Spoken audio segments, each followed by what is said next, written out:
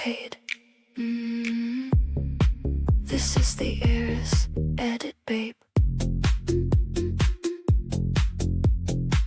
Hey guys, welcome to HERIS Edits, episode 5. I'm Kristen. I'm Brittany. Thanks so much for being here. How are you feeling today? We are coming off Memorial Day weekend.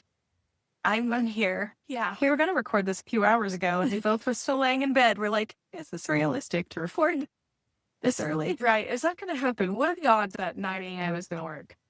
The odds were 0. If that's if you're wondering. It is now almost 2 p.m. And here we go. But we're here. We made it. So that's good.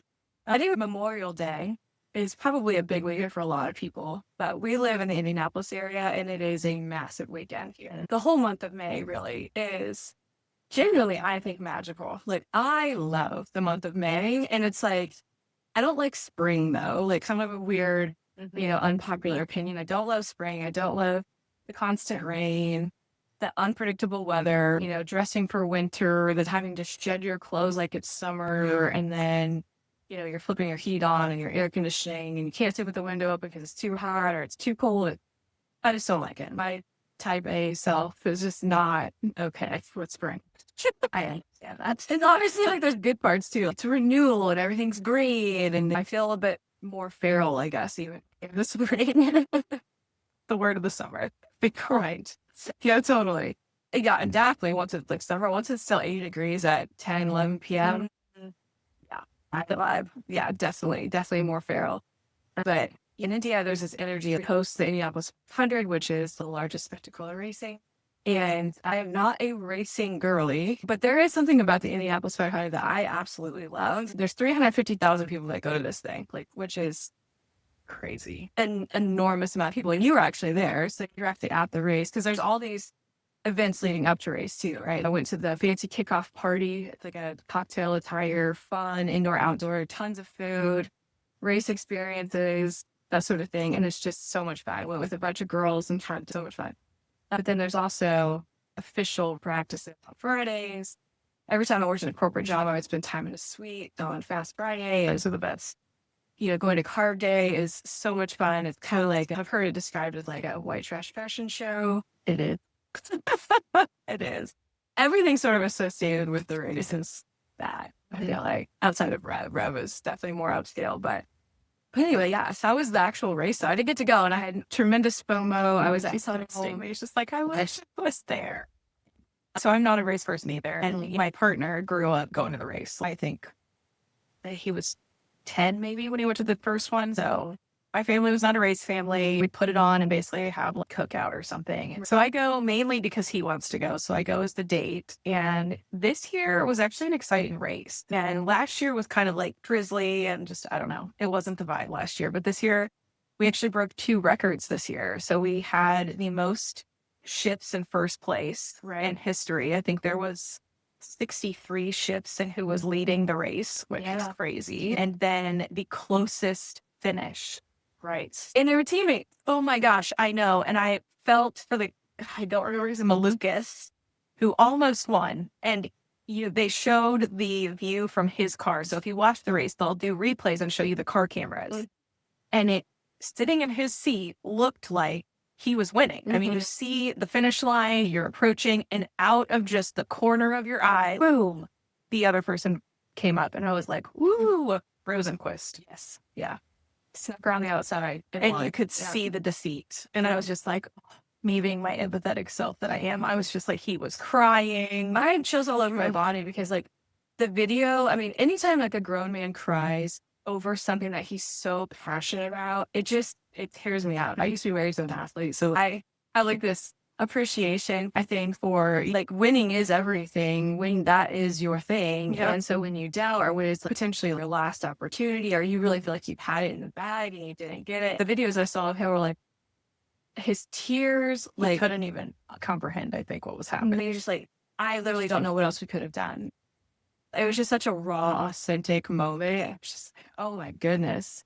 But my boy Connor Daly, I thought for sure he's going to fold out this year. So for those of you listening who might not be from Indiana, Connor Daly is from Indiana. So it was the full let's bring it home. Exactly, because he's from Noblesville. I guess so. He's born and raised in Indiana.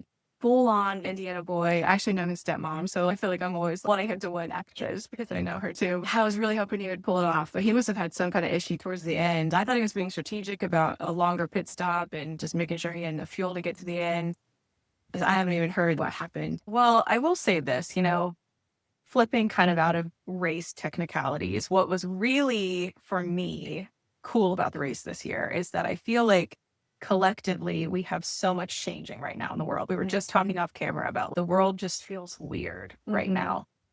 And I thought that the race kind of mirrored a lot of, at least for myself, what it's felt like over the last 2 years. It was like, race is going, everyone's excited, we're making moves, and all of a sudden there's drizzle, rain starting to happen, so they pull the cars off, right? Everyone slows down. And then we get started again, we get in 2 laps, and it's like, we have momentum, and then someone crashes. You're like, oh, now we're stopping again, right? Yeah. And it was just this really interesting life mirror that I started seeing at the end part of the race. So if you guys caught the race, you saw it was like crash, had to stop, rain. It was just like this continual, like, the rhythm was so not normal. And there's never a normal, but yeah.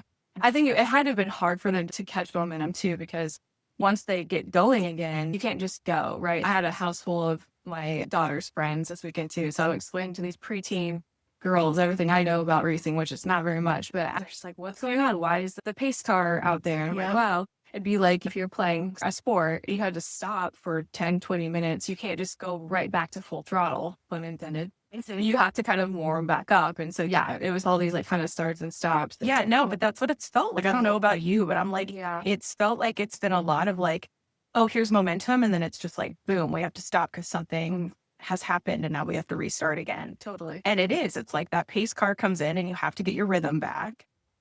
And so Corey and I were talking after the race and I was like, this was wild to me to watch. Like we were stopped with 7 laps left. 7 laps. And I'm like, oh, it's anyone's race at this point. The person who was just in the lead, we don't know. Everyone has to go to the pits and we're going to see.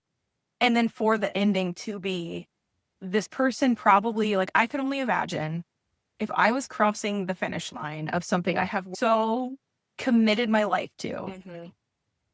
And in the moment I'm going through, right? Like we do, like, oh, like I'm about to win the 500. I'm about to do this. Like you see all of the winning and immediately it gets moved. Just taken from you. Just evaporated. I get chills talking about it too, because I'm like, do you know how much of a high he was probably just on? Yep.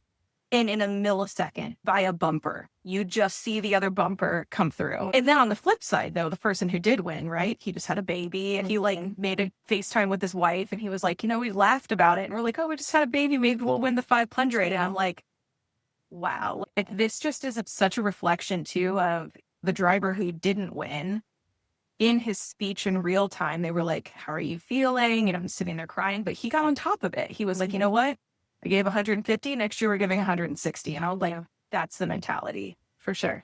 Yeah. That's what you have to be like. Yeah, absolutely. I actually didn't even think about it from Rosenquist's perspective. Have you seen the cockbook footage of his? It like makes me so I guess his first instinct was like, he wished his wife and daughter were there. And I was like, I know. So cool. I know. It's I don't know what it is. I know nothing about NASCAR. I know really only a teeny tiny little bit about IndyCar. I just always feel like, first of all, they always have the hottest wives. And then those car drivers, what they do. I get it. I mean, it's a sexy sport. And then even just hearing the cars go vroom is one of the best sounds in the world to me. It's like champagne corks popping and Indy cars passing. Like, for whatever reason, that she grew up in it.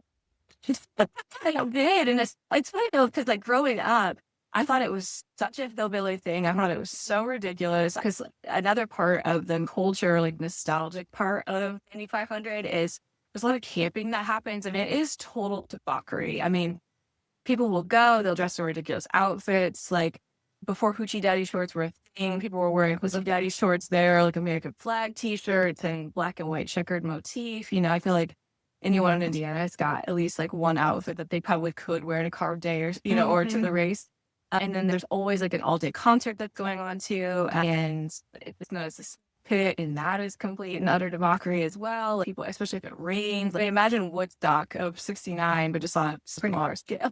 That's what it reminds me of. And it's like, I want to be there, but I'm also like, I don't really want to get trampled by it. So like, who knows, what they're on kind of folks, but I can appreciate it. And there's some regret too that I didn't experience it as a younger person, like in that way, just because it's for whatever reason, it's a really unifying sort of event too, you know, in a time where a lot of us, self-included, don't necessarily feel very patriotic very often anymore. It's just a really unifying aspect from that perspective too, because you've got these like amazing vocalists and music groups singing all of the songs and doing all the flyovers. And because it is Memorial Day weekends, of course, they're honoring military veterans as well. And so it's just, I don't know, there's just all the feels like, and then just like the energy for, I've always been kind of a car girly anyways. Like I was in high school when Fast and Furious 1 came out. And so like that energy of like, I don't know, for it's always given me juice. So tremendous FOMO. Glad you got to go. It was a cool race. I watched almost the whole thing on TV. I just had it on as I was, and then I had my annual pool party as well. And so I was like, prepping for that and watching the race. And then I would catch myself like sitting down for longer periods than I expected. And then my older daughter was like really into it and asking me questions. Like, this is so cool. I love that. Yeah. We were talking to you about the duality, just like this podcast. And I said, this episode should be like catch up and then permission of just, you know, we're both moms. This weekend was the dad's weekend with the kids. You had your kids. So we were kind of on opposite schedules there. But, you know, it is such an interesting time to watch even you yesterday. So she threw this really fun party yesterday, Jersey Shore theme. Some of you might not even know what that is. But it was really cool to watch here yesterday, like all of the families.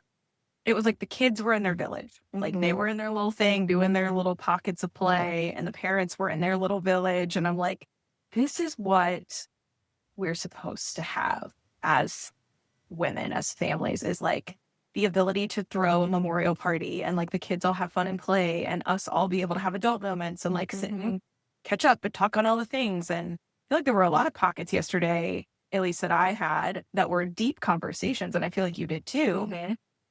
That came out of left field. Yeah, right? Totally. Yes, you're absolutely right that it's like the kids have their community. Like these kids have grown up together in a lot of ways. Like a lot of the folks that were there that you hadn't met yet were kind of like COVID crew, because when people's neighborhood pools were shut down, they would kind of come to mind. And so those who were working would bring their laptops and kind of check in as they needed to. And then everyone else that was laid off during the height of COVID, they would just hang out. And we would hang out from like 1 p.m. till 1 a.m. And so all of our kids kind of get used to that. Yeah, my house is just such a good setup for indoor, outdoor. Not the greatest in the winter where we're all cooped up inside, but being able to kind of go in and out, and the kids have their activities and they're in the pool and they're either playing basketball. Now they're old enough to really do their own thing. Like it's very little adult intervention needed. And there's food everywhere, and the kids always know what's drinks for them and what's drinks for adults. And we all have fun.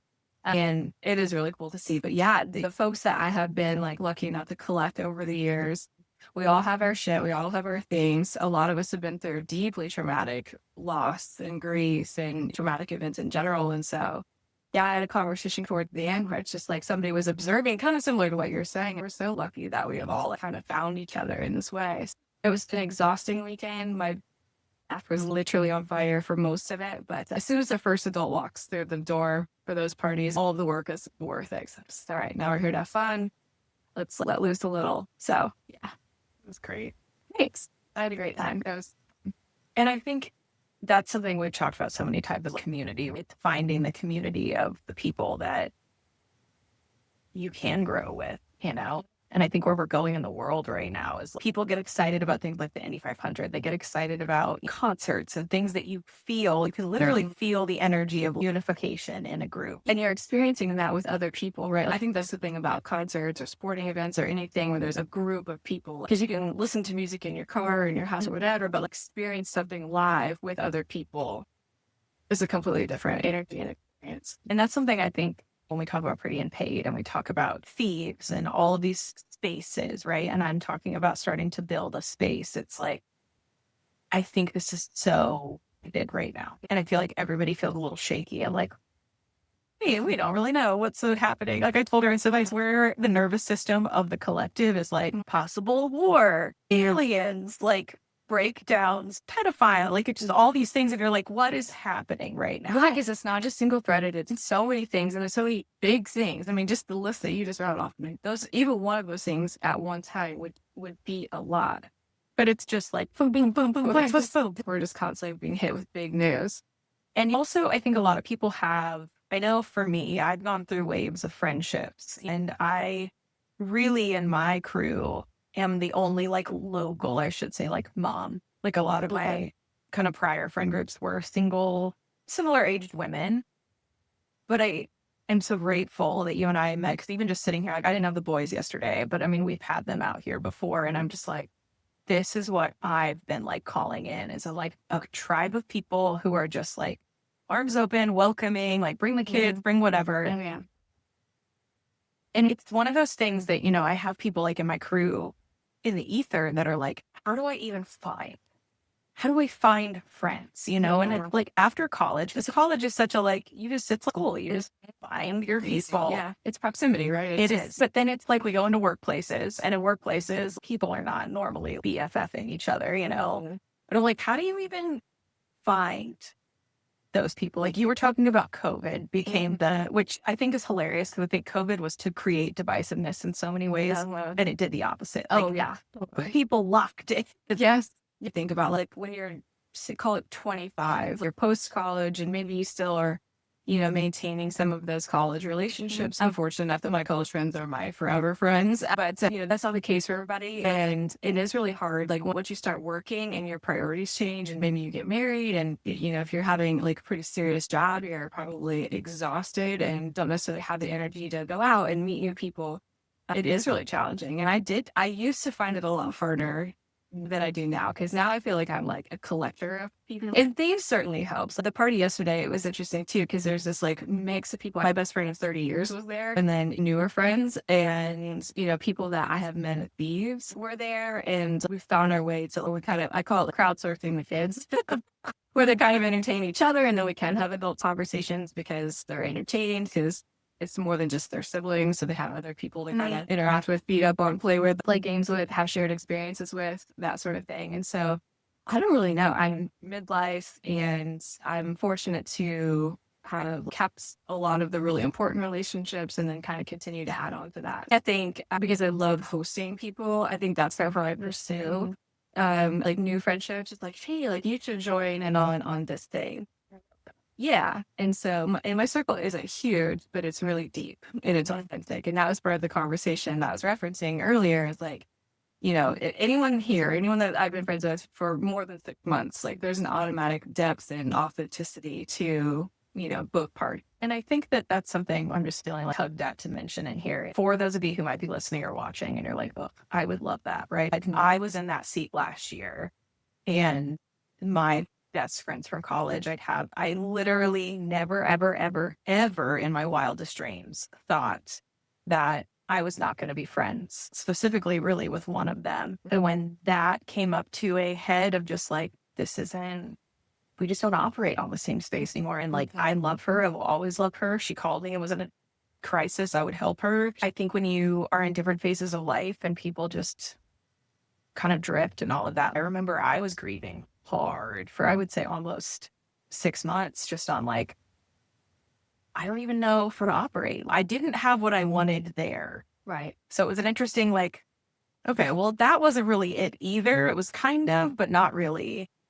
And I remember sitting with Corey one night, and I was just crying. And he was like, you do realize that like what you're letting go of, he's like, I know I'm speaking your language, but he's like, what you're letting go of is going to make space for somebody who gets it and is aligned with you. And then when you circled in and we started hanging out more, I think the first night we all went out, the next morning, he was like, I really like Kristen. But like, no, like for you, I really like Kristen. Like, I think that she gets it. She's the entrepreneur. She's the mom. She's got like a circle that sounds like it's what you have been calling in. And I was like, yeah, I didn't really think about that. And then come full circle to yesterday. And I was like, my heart was so full. And I was just like in awe watching just like everything. Cause I didn't have the kids. I was able to just sit back dissecting kind of all the things. I got to meet some of your like oldest friends, and they were so welcoming. So I say that to say, for those of you listening, watching, you know, if there are friendships that like aren't fueling you, aren't feeding you, you know, it's like, be the one to allow yourself to call in that other group, to like stick your head out a little bit and be like, I want that. And there's groups now, at least in Indy, we've got like BFF Indy, and I heard that Bumble friends, like we've heard that is a hell of a thing. So I'm like, find your tribe. Like I always want to talk about that in these episodes. I'm like, find your people because the world is weird right now and we need each other. And I think the best way, like this came up for me when you were talking, the best way to do that is to be your authentic self, right? So I think it's really easy, especially, maybe as a younger person, even more so to just kind of like try to fit in or try to be someone you're not, maybe because you find a particular friend group attractive or appealing. Like, man, what they got is so cool. Like, how can I fit into that? And I don't know that always works. I feel like that always kind of leaves you wanting more. Right. And it's not as fulfilling, right? But if you are just your authentic self, or in my case, the authentic weirdo that I am, I feel like you find that people who stick a little bit easier, or a lot bit easier, when you're just in your own genuine truth. You find your people a little bit easier that way too. And making a space, like you said, it's always like tragic and unfortunate when friendships die off or change. I personally think having a friendship breakup is harder. It is worse than a romantic relationship. 100%. I've been through a couple of them and they've all been really, really devastating. And yeah, I mean, it's all for something, especially if you are open to this idea that, ending something makes space for something else, as long as you can kind of see that, I think it all works out. Yeah, it does. It does. And I love the authentic weirdness because I'm like all about that. Right. And I think you have to be able to be brave enough to step out of the societal boxes, which like we do not live in those at all. Right. Like the days we've got the kids, we're full mom mode. And when the kids are with dads, like we get cute and we go out. We like sometimes have drinks or, do a yoga class, like whatever that is. Right. And I really, really think that if you are leaning into a version of yourself, because right now, speaking astrologically for a moment, we have Gemini season. And if anyone knows anything about Geminis, it's the twins and it's the energy of like black, white, very like duality, majorly. And that's really giving this hum collectively of like, what do I really want? And like kind of feral is a good word for it because it is. It's I always have considered Gemini feral. Yeah. And that's the energy. And we have a retrograde in Aquarius also. I think it's Pluto's retrograde in Aquarius, which basically also means this huge booming, like wild child energy is just like, go after your dreams more than ever. Go after this, like the vision they keep showing me when I like tune into the energy is like, in the movies when you have the desk full of things and it's like they just throw everything off the desk and they're like, we're starting over. Yeah. Or it's like the lovers scene and they like move everything. Right. And I'm like, desk. Yeah. I'm like, that's the energy right now. And I love it. And full permission, invitation for those of you that are listening, watching. What is it within you? And I'd love if you guys drop comments on any of this. Like, what is it within you that's like radically shifting? Because I know for me, it's been really radical. I even told you earlier some personal things of like, this is so weird. It's so weird, like in the greatest and I don't even know another word, like weirdest way. Right. Yeah. Unfamiliar, scary sometimes maybe, but like, yeah, I know. I feel that shift too. There's a new opportunity that I'm exploring. It's like, it is very exciting. It's scary. And there's a lot of unknowns and there's not really crisp or clean containers for it, but it's all exciting. So yeah, feral Gemini energy. That's happening. Totally. Very good. So yeah, no, I love, we say it together. You say it, like this word duality. And it's really, I think my life, especially post-divorce, has embodied that because it's like I'm in mod mode or I'm off with my girlfriends raging till 2 or 3 in the morning sometimes, and even the other day I was at home baking while everyone I know, it seems, is at carb day. I'm like, wow, I'm home baking and everyone else is going buck wild at carb day. And then there was a big DJ in town Friday night for an after party and then everyone's there too. And it's just like, I'm never more aware of my life's duality of when I'm watching the world unfold on story, but I'm at home doing arts and crafts for a party and baking cakes and things like that. And then sometimes they blend, like we did Pretty and Paid and I doubled into mom mode. Yeah. During Pretty and Paid. And my son had this wicked dog bite incident that had to go to the hospital. He is okay. But I was in the Pretty and Paid attire from Thieves. And I was like darting. I'm like, I'm not even going to change because I didn't know all the details. I was like, we have to go. Got called to the emergency. I had on high-waisted green silk pants, a crop top, and like thankfully I brought that blazer, which I'm so glad something told me intuitively to do that. But I walked in the ER in like stiletto Versace heels, and I'm here. And I just had this moment as I was sitting by the bedside with my son, and I'm like, wow, this just isn't a movie moment of the duality. This is it, right? I didn't even think about that. That is such a perfect example. It is such a perfect example. And I also love that it's okay. We mentioned giving permission. That is okay. You're allowed to be a whole person. You're allowed to have these multifacets of you, like be multidimensional. That makes you a more interesting person anyway. I feel like I have some friends who primarily I would say like these are the people that are still their first marriage. And I think they struggle a little bit sometimes with finding their identity outside of the role as mom and wife. Yeah. Because they're in it every day. And so we have in some ways a luxury of the opportunity to kind of step out of that naturally. Like we don't have to force it. We don't have to ask permission for it. We just get to do it. And so I think in some ways it's easier from that perspective. It's still really hard because we miss our kids when they're not with us and that sort of thing. So like there's two sides to every coin. But yeah, I have a lot of compassion for friends of mine that I witnessed having a hard time kind of like finding enough space to do more than just like, I've got a group chat going right now that we're trying to plan something for November.